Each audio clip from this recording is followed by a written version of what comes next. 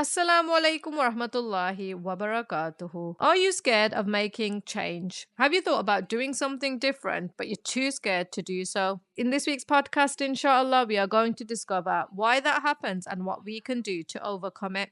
Before we begin, don't forget to download my free printable planner on www.cupofparenting.com/planner. Sometimes we want to make a significant change, but we're just too scared to make it. We are already in February of 2025. SubhanAllah, a whole month of January has gone.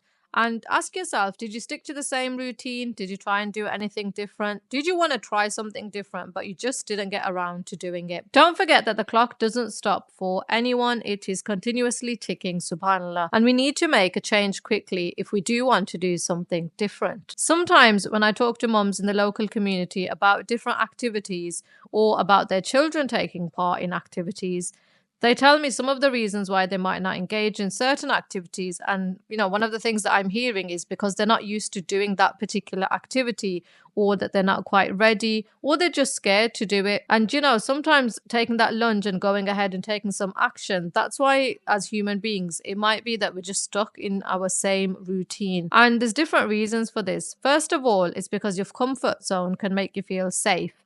So even if you're not comfortable doing a new routine or doing particular habits or changing yourself and going with a new particular system, it's because you've done something for a very long time and you just genuinely get stuck there and you can't make that change. And it might seem a little bit daunting for you to get out of that safe space, and your brain prefers familiarity. It's like a sort of survival instinct, and that could be the reason why you're stuck where you are. As people, even as parents, we often do what's easiest or what's already been done before. So, for example, if your parents did something with you, it's quite likely that you might be repeating that same action with your children because that's all you've ever known, and you might not necessarily do it as a bad thing, or you might want to change it, and it's not like it's always a negative thing. It might just be that that's the thing that you've always known, and it might be a specific aspect of parenting that's easy for you. It's always been done, so you just repeat it with your children regardless of whether that thing is effective or ineffective. But sometimes it could be the fear of what might happen if we do make a change that holds us back.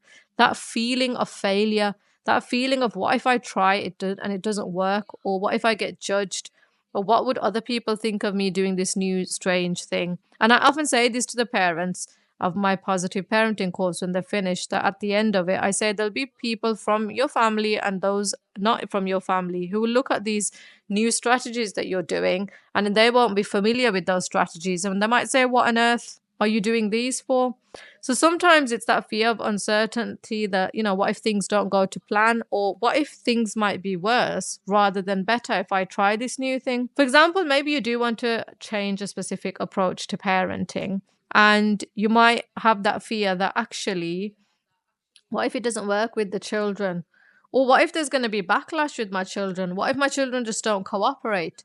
And then that might hold you back from making that change. And I'm not just limiting this to parenting, I'm just using parenting as an example. Maybe it's something that you want to do for yourself in your personal life, but you're just being held back.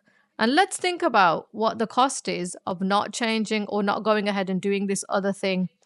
Stagnation can lead to frustration and resentment, especially if you already know that you need to be making change. And just because you're not doing it for a long time, it doesn't mean that things are going to get any easier. Small changes over time can actually lead to big transformation. And I say this in the sort of live series that I've been doing every day, that when you make small changes and do small habits every single day, think of the cumulative effect that they're going to have at the end of the whole year. SubhanAllah, imagine you'd make one small change, and I say to people, visualize that after 365 days, what would that change then look like? And visualize it. And sometimes you don't think about breaking it down and think about how you're actually going to do that change. For example, you might want to make a change because you're tired of what you're doing, but then you don't go ahead and make that change. And then, for example, that could make it worse, the thing that you're suffering with right now.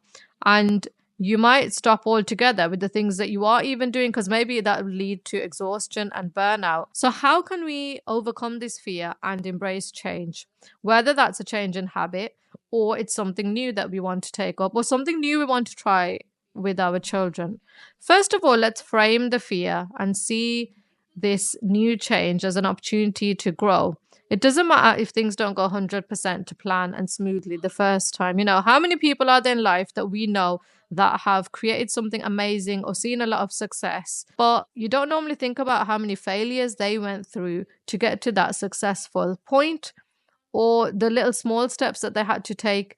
You know, start with a small change at the time. If it's something quite big and dramatic that you need to do in your life, if it's a big change, think about what are the small steps that I need to do to make that big change. Make dua and trust Allah subhanahu wa ta'ala. Change is a journey and it's not going to happen for you overnight. It does take time and effort and duas. And always think about your intentions. You know, if you're doing this for the right reasons and you're doing it with good intentions, and then inshallah you leave it to Allah subhanahu wa ta'ala about the outcome, whether that outcome is what you think is going to happen or whether it's something different that might happen. Surround yourself with support. Seek advice from those people that are close to you, the people that you trust, whether that's family members or friends or members of the community. Sometimes, and I say this to the parents again, I'm taking parents as an example who come in my parenting course, that the transition can take time and it can be a scary thing. But you know, if you're doing it and for the right reasons, and I say to them, other people have done it before you, you're doing it to have a strong connection with your children, inshallah, you're doing it to be a better parent, then that's a little bit more easier when you're surrounded by a group of other parents who might be doing the same thing, or even if your spouse is on board with what you're doing and you've told them about it. You know, if it's something that you're approaching together, inshallah. So whatever that support network looks like for you, make sure you have it in place so that you don't, I guess, talk yourself out of making the change almost, or you don't feel bad, or you have someone to talk to when things go hard or wrong. And, you know, doing something different can be quite scary and daunting. I get that. And it can start taking a toll on you as well. So make sure you have that support network in place, inshallah. So, inshallah, have a think about what one small change you can make today. And if you're watching on YouTube, leave a comment down below. What is one small change that you can commit to today? Or perhaps you've already started on a change this year. Maybe it's related to your personal life. Maybe it's related to your parenting. It could be related to your work. Whatever it is, I wish you success with it, inshallah. And if you found this video useful, why not watch my next video and don't waste 2025, inshallah. Until next time, assalamu alaikum wa rahmatullahi wa barakatuhu.